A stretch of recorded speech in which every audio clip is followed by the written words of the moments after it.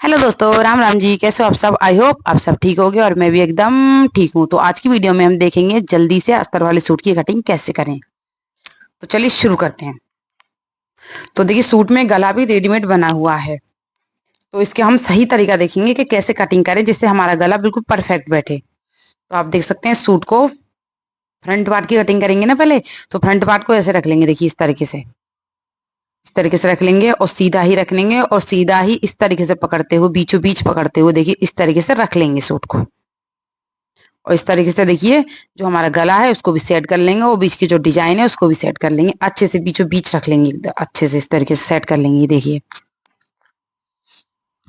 सारी झोले और ये सलवट है वो उसको हटा देंगे हाथों से।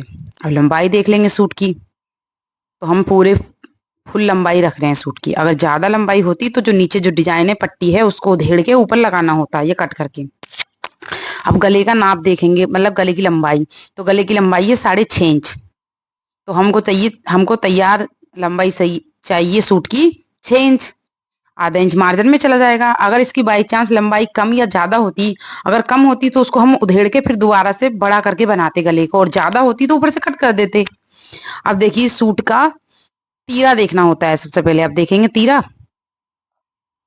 तीरा हम रख रहे हैं 6 इंच। तीरा 6 इंच रखेंगे और उसको इस तरीके से सीधा कर लेंगे। देखिए इस तरीके से हो गया। अब यहाँ पे भी निशान लगा देते हैं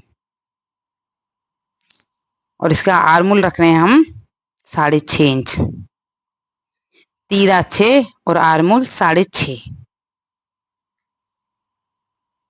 जितना हमारा गला है उतना ही हमने आर्मूल भी रख लिया है। ये देखिए 6 इंच तीरा हो गया।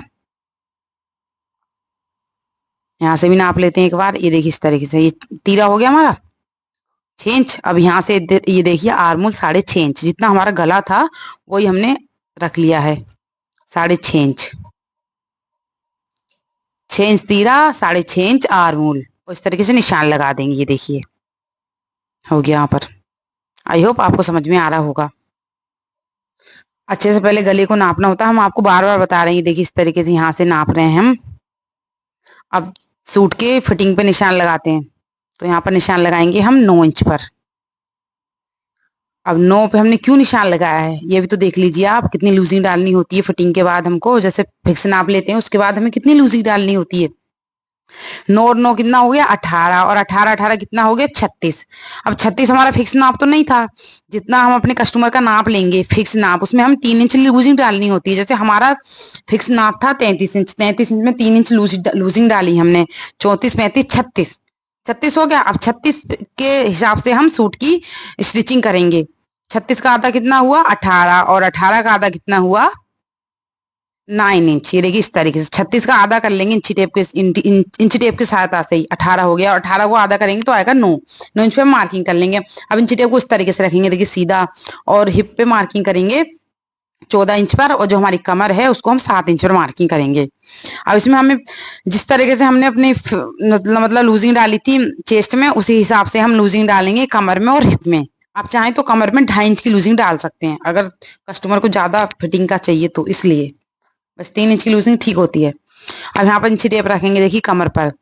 जितनी हमारी कमर है, जैसे हमारी 14 इंच कमर है रख रहे हैं हम, हाँ, तो 14 इंच में हम 1 इंच एक्स्ट्रा ले लेंगे और यहाँ पर रखेंगे हम 8 इंच, क्योंकि इसमें सूट में डालेंगे हम प्लेट, तो 1 इंच एक्स्ट्रा ले लेंगे कमर में। तो यहाँ पर फिर निशान लगाएंगे 8 इंच पर। हो गया। 14 का आधा हुआ 7, 7 इंच पे मार्किंग की हमने, लेकिन 1 इंच लूजिंग डालेंगे। 2 इंच 7 है, 7 की जगह 8 पे मार्किंग कर लेंगे। और हमारे हिप पे भी 9 इंच पे मार्किंग करके इस तरीके से फिटिंग का निशान लगा देंगे। अब सूट के पल्ले पे मार्किंग करेंगे 9.5 पे। 19 इंच चौड़ा हम अपना पल्ला रख रहे हैं सूट का, और 2-2 इंच इस तरीके से देखिए मार्जिन लेते हुए, इस तरीके से देखिए, आप ध्यान से देखें हम किस तरीके से मार्जिन ले रहे हैं। ये इस तरीके से मार्जिन लेते हुए और सूट की निशान लगा देंगे। अब यहाँ पर देखिए आधा इंच पे मार्किंग करेंगे। फ्रंट आर्म होल के लिए आधा या पौना या आधा इंच पर मार्किंग करते हुए इस तरीके से निशान लगाएंगे, और बैक आर्म होल के 2 इंच पर मार्किंग लगाएंगे, निशान लगाएंगे। ये हमने 2 आर्मोल पे हमने 2 निशान लगाए हैं। पहला है आधा इंच पर और दूसरा है 2 इंच पर। जो 2 इंच पर मार्किंग की है हमने वो है हमारी बैक आर्मोल के लिए। अभी देखिए आप ध्यान से, यहाँ पर हम बैक आर्मोल पे कटिंग कर रहे हैं। अभी बात को हम छटिंग कर देंगे फ्रंट आर्मोल की भी। पहले बैक पल्ला भी काट लेते हैं ना इसको रख के इस तरीके से। ये देखिए इस तरीके से हम अब बैक पल्ला काटेंगे। फ्रंट पार्ट को रखेंगे बैक पल्ले पे। देखिए इस तरीके से सेट करते हुए, देखिए इस तरीके से रखेंगे अच्छे से, सारी सलवट हटाते हुए और इस तरीके से कटिंग कर लेंगे। कितना इजी हो जाता है। अब यहाँ पे इंच टेप रखेंगे और 10.5 इंच पर मार्किंग करेंगे। ये हम प्लेट के लिए मार्किंग कर रहे हैं। और इधर से करेंगे मार्किंग 3.5 इंच पर। ध्यान से देखें आप, हम आपको अच्छे से बताएंगे प्लेट वाले सूट की कटिंग। अब प्लेट की लंबाई हमको कितनी रखनी है, 7 इंच। और यहाँ पर यहाँ से भी 3.5 इंच। देखिए ये आप यहाँ 3.5 यहाँ से रखेंगे। प्लेट की लंबाई 7 इंच, ऊपर से 10.5 इंच पर। हैवी साइज है तो 11 इंच पर ऊपर से। और जो हमने 3.5 इंच रखी है वहां उसकी जगह 4 इंच कर सकते हैं, बस इतना। बाकी यही नाप रहेगा।